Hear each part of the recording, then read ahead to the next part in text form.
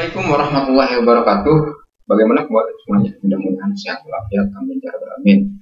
Baik, pada kesempatan ini saya akan membahas tentang materi AKM dan implikasinya pada pembelajaran. Nah, konsep asesmen nasional adalah program penilaian terhadap mutu setiap sekolah, madrasah, dan program kesetaraan pada jenjang dasar dan menengah. Mutu satuan pendidikan dinilai berdasarkan nilai siswa yang mendasar, yaitu literasi, numerasi, dan karakter, serta kualitas, proses belajar mengajar, dan iklim satuan pendidikan yang mendukung pembelajaran. Nah, informasi-informasi tersebut diperoleh dari 3 instrumen utama, yaitu asesmen kompetensi minimum atau AKM, survei karakter, dan survei lingkungan belajar. Nah, asesmen kompetensi minimum atau AKM yang mengukur kompetensi dasar, literasi, membaca, dan numerasi siswa. Yang kedua, survei karakter yang mengukur sikap, nilai keyakinan, dan kebiasaan yang mencerminkan karakter siswa. Yang ketiga, yaitu survei lingkungan belajar yang mengukur kualitas berbagai aspek input dan proses belajar mengajar di kelas maupun di tingkat sekolah. Seiring disosialisasikannya asesmen nasional, telah banyak respon yang disampaikan terkait konsep dan pelaksanaannya. Siswa, orang tua, guru, bahkan kepala sekolah mulai gelisah terkait penghapusan ujian nasional dan pemberlakuan asesmen nasional. Untuk menghindari hal itu, pemahaman yang utuh dan menyeluruh mengenai asesmen nasional perlu terus disebarluaskan. Tujuan dan manfaat asesmen nasional. Nah, perubahan sistem evaluasi dari ujian nasional ke asesmen nasional merupakan upaya untuk memperbaiki kualitas pendidikan secara menyeluruh. Nah, asesmen nasional dirancang untuk menghasilkan informasi akurat untuk memperbaiki kualitas belajar yang pada gilirannya akan meningkatkan hasil belajar. Itu tujuannya. Asesmen nasional itu menghasilkan informasi untuk memantau A. Perkembangan mutu dari wilayah dari waktu ke waktu, dan B. Kesenjangan antara bagian di dalam sistem pendidikan. Misalnya di satuan pendidikan antara kelompok sosial ekonomi, di satuan wilayah antara sekolah negeri dan swasta, antar daerah, ataupun antar kelompok berdasarkan atribut tertentu. Yang kedua, asesmen nasional itu bertujuan untuk menunjukkan apa yang seharusnya menjadi tujuan utama sekolah, yakni pengembangan kompetensi dan karakter siswa. Yang ketiga, asesmen nasional juga memberi gambaran tentang karakteristik esensial sebuah sekolah yang efektif untuk mencapai tujuan utama tersebut. Hal ini diharapkan dapat mendorong sekolah dan dinas pendidikan untuk memfokuskan sumber daya pada perbaikan mutu pembelajaran. Maka dari itu, hasil asesmen nasional sendiri diharapkan mampu memberikan manfaat, bukan sekedar nilai belaka. Nah, pada tahun ini, Mendikbud telah menyatakan bahwa hasil asesmen nasional dimaksudkan sebagai peta awal mutu sistem pendidikan secara nasional. Asesmen nasional tidak akan digunakan untuk mengevaluasi kinerja sekolah maupun daerah. Nah, asesmen nasional itu bukan pengganti ujian nasional, karena asesmen nasional lebih memberikan gambaran yang utuh dan luas mengenai mutu pendidikan, bukan hanya secara kognitif atau pengetahuan, namun juga karakter dan iklim belajar. Nah, asesmen nasional seperti disebutkan di atas itu terdiri dari 3 komponen. Nah, untuk asesmen kompetensi minimum atau AKM itu dibagi 2, yaitu asesmen literasi dan asesmen numerasi. Nah, asesmen literasi itu terdiri dari 4. Yang pertama, memahami, menggunakan, mengevaluasi, serta merefleksi. Sedangkan asesmen numerasi itu terdiri dari 1. Memahami, mengaplikasi, dan bernalar. Nah, kriteria peserta asesmen nasional yang pertama yaitu seluruh satuan pendidikan, tidak semua murid, pemilihan sampel secara acak, diambil dari kelas 5 untuk tingkat dasar, 8 untuk tingkat SMP MTS, serta 11 untuk SMA, MA, SMK. Yang selanjutnya, setiap peserta mengerjakan tes literasi membaca, tes literasi numerasi, survei karakter belajar, dan survei lingkungan belajar.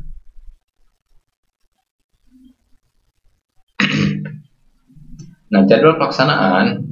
Nah, untuk SDMI sederajat itu tes literasi 75 menit, tes numerasi untuk hari yang kedua 70 menit, survei karakter 20 menit untuk hari pertama, survei lingkungan belajar 20 menit untuk hari kedua.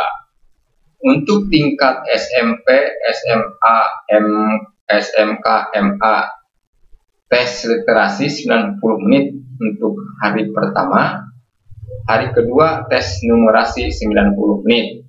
Sedangkan survei karakternya untuk tingkat SMP, SMA, MA, SMK itu survei karakternya 30 menit hari pertama, hari keduanya survei lingkungan belajar 30 menit.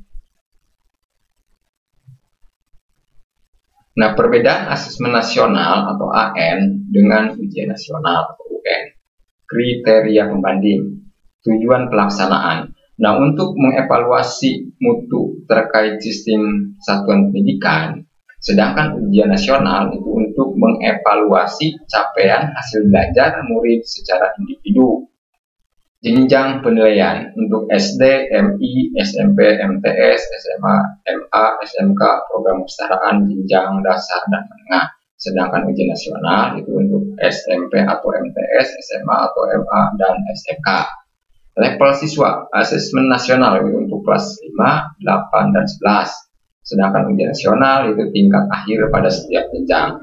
Subjek siswa, untuk asesmen nasional itu dilakukan secara survei. Siswa dipilih secara acak untuk mengikuti asesmen nasional. Sedangkan ujian nasional itu sensus. Semua siswa mengikuti UN atau ujian nasional. Model soal asesmen nasional, pilihan ganda kompleks, menjodohkan, isian singkat, dan uraian. Sedangkan ujian nasional itu pilihan ganda dan isian singkat untuk matematika, SMA atau SMK. Sasaran penilaian, kompetensi literasi, numerasi, dan karakter, serta kualitas dan iklim satuan pendidikan yang mendukung pembelajaran. Sedangkan ujian nasional itu penguasaan terhadap mata pelajaran. Metode penilaian, Computerized Multistage Adaptive Testing atau MSAT. Sedangkan untuk ujian nasional atau UN, Computer Based Test CBT dan Paper Based Test atau VBT. Nah, bukti soal nasional. Untuk murid kelas 5 itu akan mengerjakan 30 butir soal literasi dan 30 soal untuk numerasi. Sedangkan untuk kelas 8 dan 11 akan mengerjakan butir soal sebanyak 36 butir soal untuk kompetensi literasi, membaca, dan 36 butir soal untuk kompetensi numerasi. Nah, ini AKM dilaksanakan secara adaptif sehingga setiap siswa akan menempuh soal yang sesuai dengan tingkat kemampuan siswa itu sendiri. AKM mengukur kompetensi mendasar yang perlu dipelajari semua siswa tanpa membedakan peminatannya. Oleh karena itu, seluruh siswa akan mendapat soal yang mengukur potensi yang sama. Keunikan, konteks beragam, materi kurikulum, lintas mata pelajaran, dan peminatan tercermin dalam ragam stimulus soal-soal AKM.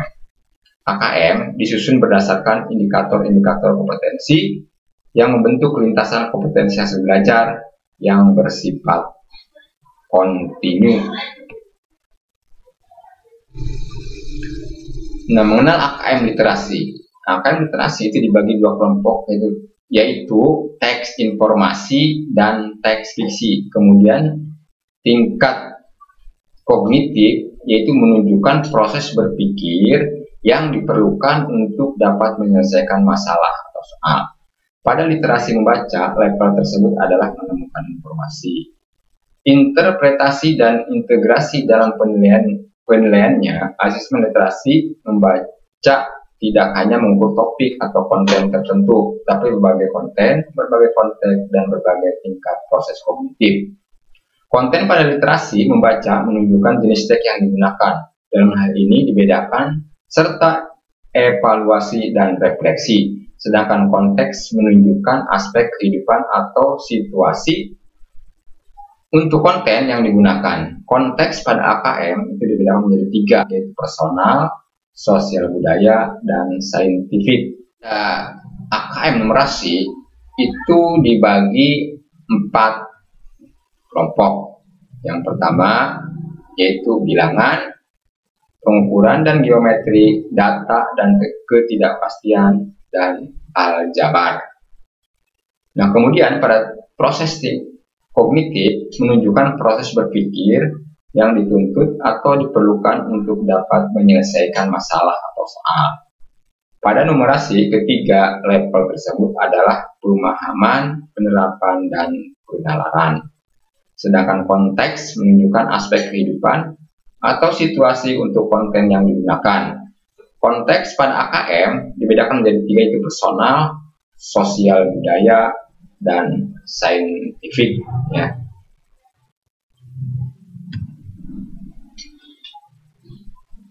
Nah, perbedaan pembelajaran berbasis kompetensi dengan berbasis konten.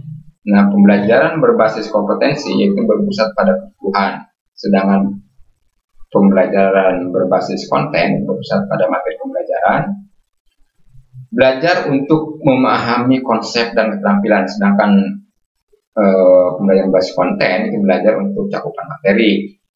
Yang selanjutnya, pembelajaran berbasis kompetensi menunjukkan kinerja dengan menerapkan konsep, sedangkan berbasis konten itu menjawab serangkaian pertanyaan tes berdasarkan topik.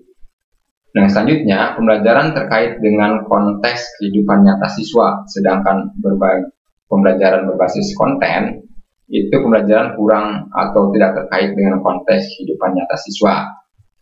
Selanjutnya, pembelajaran berbasis kompetensi orientasi pada proses dan penguasaan kompetensi, sedangkan pada pembelajaran berbasis konten itu orientasi pada nilai akhir. Laporan hasil AKM untuk tingkat kompetensi literasi membaca itu ada 4. Yang pertama itu perlu intervensi khusus. Artinya, murid belum mampu menemukan dan mengambil informasi eksplisit yang ada dalam teks ataupun membuat interpretasi sederhana. Yang selanjutnya, laporan yang selanjutnya itu dasar. Murid mampu menemukan dan mengambil informasi eksplisit yang ada dalam teks serta membuat interpretasi sederhana. Yang ketiga yaitu cakap. Murid mampu membuat interpretasi dan informasi implisit yang ada dalam teks, mampu membuat simpulan dan hasil integrasi beberapa informasi dalam suatu teks. Yang terakhir yaitu mahir. Murid mampu mengintegrasikan berbagai informasi lintas teks, mengevaluasi isi, kualitas, cara penulisan suatu teks, dan bersikap reflektif terhadap isi teks. Nah, laporan hasil AKM untuk tingkat kompetensi numerasi. Yang pertama yaitu perlu intervensi khusus, yaitu murid hanya memiliki pengetahuan matematika yang terbatas. Murid menunjukkan konsep yang parsial dan keterampilan komputasi yang terbatas. Yang selanjutnya yaitu dasar. Murid memiliki keterampilan dasar matematika, komputasi dasar dalam bentuk persamaan langsung, konsep dasar terkait geometri dan statistika, serta menyelesaikan masalah matematika sederhana yang rutin. Yang selanjutnya yaitu cakap. Murid mampu mengaplikasikan pengetahuan matematika yang dimiliki dalam konteks yang lebih beragam. Sedangkan untuk tingkatan mahir, murid mampu menalar untuk menyelesaikan masalah kompleks serta non-rutin berdasarkan konsep matematika yang dimilikinya. Nah, ini contoh strategi meningkatkan kompetensi literasi numerasi di mata pelajaran pendidikan jasmani, olahraga, dan kesehatan. Misalkan guru olahraga memberikan teks mengenai aturan penentuan pemenang. Nah, dari contoh ini diinformasikan 4 tingkat kompetensi dengan tingkat lanjut yang perlu diberikan.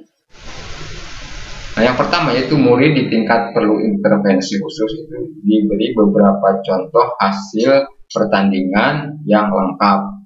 Murid diminta menjabarkan nilai atau hasil pertandingan dalam satu grup dan menentukan pemenangnya.